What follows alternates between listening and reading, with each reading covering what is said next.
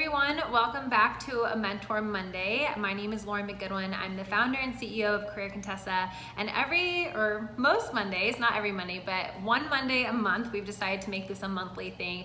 We will be answering your career questions. So we had so many good responses or questions sent in. Thank you so much, you guys, for your thoughtful questions.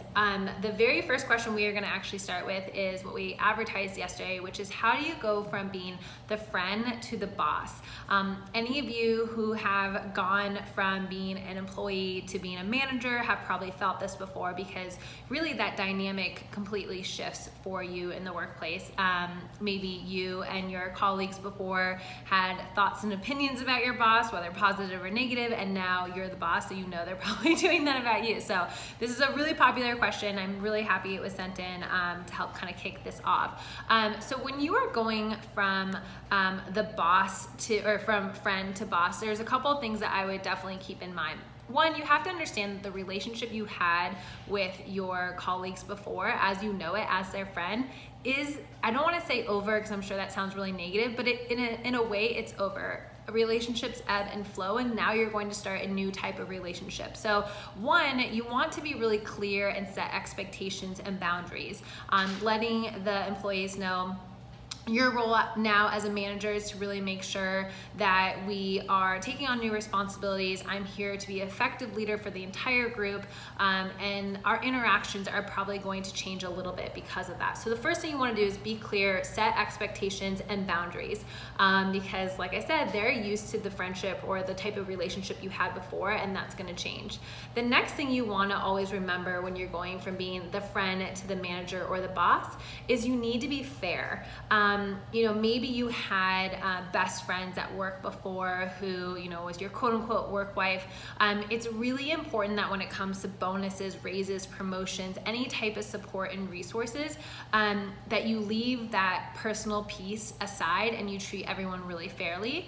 And that if you are giving bonuses and promotions, things are documented and it's publicized and there's a lot of transparency around it, because otherwise, gossip and politics and things like that could really start to happen. So that's my second tip when you're going from friend to boss.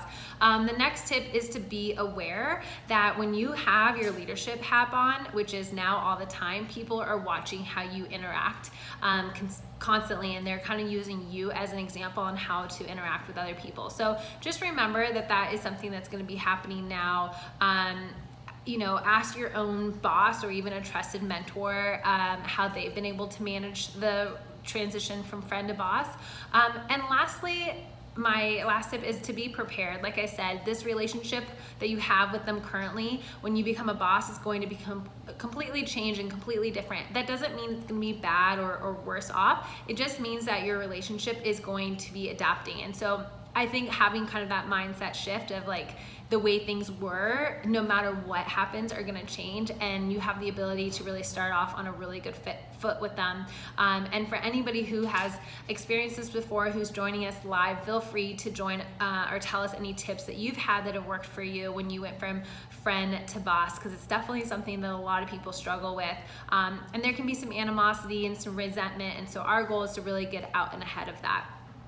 Okay, the next question that was sent in was, how do you remove less relevant jobs from the middle of your resume timeline so you don't end up with 3 pages, like a 3-page long resume, without it seeming like you have big gaps? It seems like a catch-22. We all preach to only put what's relevant and to keep it short, but that will land me with a 3 or 4 year gap. So many of you guys know that at Contessa we have tons of resume resources. We even have an online course called the 24-hour resume makeover. So for anybody who is getting ready to make a resume, definitely check that out. It's on careercontessa.com under e-learning. To answer this question, what do you do so that you don't have a huge gap? So I actually do subscribe to the idea that resumes should be about 1 page in length, and they should be only relevant, or the information that you show on there should be relevant and tailored to the company that you are applying to. So what I would really recommend is that when it comes to your resume, for the very top for experience, that title, make it the title say relevant marketing experience, and then only list the marketing roles that you have there, and then create another header that says relevant or additional experience, and have the rest of your jobs there without bullet points.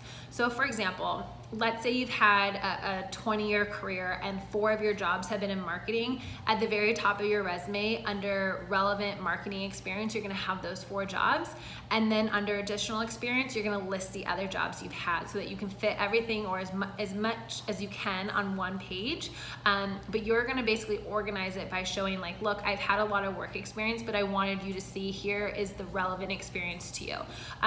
The other thing that I would highly, highly recommend on your resume is to make sure that you add a link to your LinkedIn profile so that it can really help fill in any gaps that they might have. Many recruiters will look at a resume and then go straight to a profile and check that out as well, or they might be looking at your profile and then ask for a resume. So if you're having trouble, a couple resources for you: our online course, the 24-hour resume makeover, where we go over in detail how to tailor your job or tailor your resume for a specific job, but also try changing those headers around. I think that will help a lot. And also don't forget to make sure that your LinkedIn is on there. Okay, and the last question that came through, and if any of you who are joining us live have career questions, I'll be sticking around after this to answer some as well, so feel free. That's the benefit of joining live. And we had so many good questions that came in, but I wanna always make sure that people who join live have the opportunity to ask questions as well. Okay, so the next question that came in is, as a boss, how do you deal with a negative employee who does not consistently perform well at work? Side note, this person has also been open about having personal issues about self-consciousness and self-worth, so addressing issues is especially touchy. This is such a good question because at the end of the day, it's humans managing humans, and so that means that, you know, the perfect advice that you see on a piece of paper can't always be applied perfectly, because this is a person with feelings and thoughts, and you know, this person is saying that their employee has, you know, some issues with self-worth and feeling super self-conscious. So you always want to take that into account. The first thing I would recommend if you are managing an employee who's maybe not performing very well at work is to document everything. You are going to want to have that so that you can show evidence or proof if they ask you or they say, I didn't do that thing. You know, if it gets to the place where you need to let them go, having their work documented and times where they missed the mark and your feedback and things like that can also be really helpful. I would also start to, if you're not already as a manager, I would start to schedule weekly check-ins with everybody on your team. And that's going to be really important, because for someone who maybe doesn't take feedback very well or is kind of a negative person, you want to make sure everything is fair so that you're not just giving them a lot of feedback, you're giving feedback to everybody so they understand that this is not just because of their work, this is how you want to manage everybody. I think that will help a little bit so that they're not feeling overly self-conscious about the fact that everyone's aware that they're constantly having this one-on-one time and what does that mean, and starting the gossip and all that kind of stuff. Also, I would recommend, because giving and receiving feedback is truly an art, and it's really important that you're able to give feedback in a way that allows them to really get the value from that feedback, right? So one of the best things to do is ask the person, how do you prefer to get or receive feedback? Some people are not great receiving feedback in face-to-face, right? Sometimes people are really uncomfortable by that. They want to be able to think about their response, and they're just not able to do that as well in person. So when you ask people, and I would encourage you to ask everyone on your team to tell you, how do they want to receive that feedback? Is it in person? Is it over email? Is it every week in their one-on-one? But creating a culture of feedback will also help a lot, because then you'll be giving feedback about good stuff and stuff that needs improvement, and not just sort of only doing it when things need improvement. And I think that's super, super important, especially because feedback creates a growth culture, or a team that is constantly growing, and that's going to really help keep them engaged and motivated on the job. So for an employee who's a little bit negative, maybe that's something that they need. So I would say stick to some of the tips I talked about earlier, also about going from friend to boss, like setting clear expectations and boundaries. But for this person who is you know, especially touchy about the personal stuff, try doing some things that don't feel so personal. The one-on-ones with everybody, documenting things, and also giving them a chance to talk about, like, hey, like ask them an open-ended question, like, how do you think that meeting went today, and see what they said.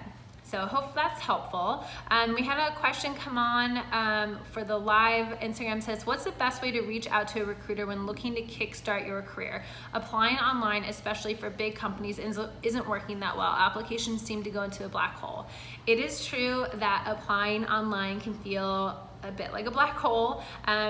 I would definitely encourage you to check out our other online course. It's called the New Job Search Strategy, and it really teaches you how to make sure that your resume gets seen by a real person. And the whole emphasis or kind of strategy of that course is to focus on a target company and not so much a job. So what I would recommend, or some questions I would have for you, is like, when it comes to reaching out to the recruiter to kickstart your career, are you applying to the job, or are you applying to the company? And that's gonna make a really big difference, because there are a lot of people who apply for every job and any job. And when I was in recruiting, we used to call it spray and pray. You would spray your resume everywhere and pray that someone would pick it up, and it doesn't work like that. So my first question is, you know, how focused are you with your job search? Because that can really hurt your ability to stand out with a recruiter and through an online application. So check out our online course, the New Job Search Strategy, if you're looking for additional help. But otherwise, I would say